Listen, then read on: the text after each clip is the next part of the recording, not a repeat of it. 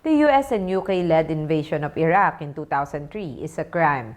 According to reports, hundreds of thousands of people died in the armed conflict that spanned more than 13 years.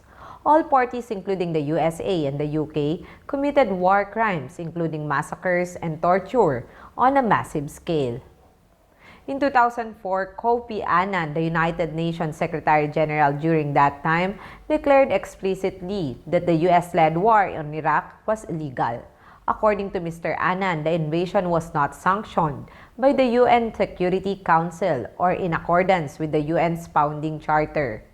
He was asked in an interview in 2004 by the BBC World Service broadcast if the war was illegal.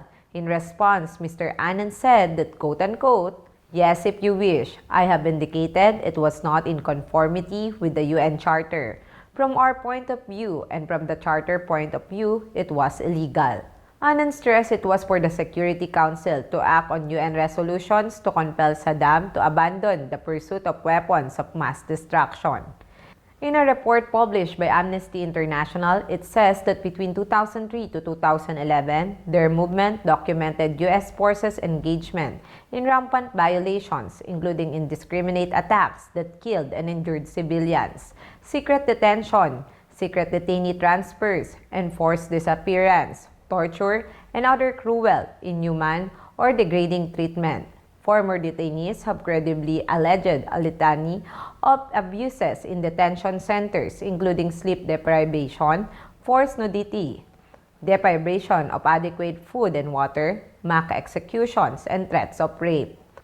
According to Elizabeth Regby, Middle East and North Africa Advocacy Director at Amnesty International USA, in a 2023 report, Iraqis are suffering from the devastating impact of war crimes and other atrocities perpetrated by the United States-led coalition in its invasion and subsequent occupation of Iraq.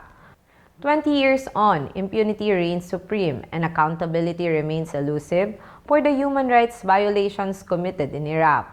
The U.S. has failed to adequately investigate the widespread human rights violations and war crimes committed by U.S. forces, and to hold those responsible to account at all levels, including senior U.S. officials and commanders.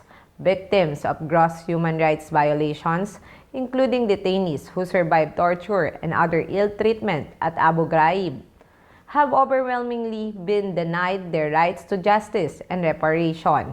The Iraqi victims who attempted to seek remedy for U.S. human rights violations in U.S. courts have faced systematic obstacles.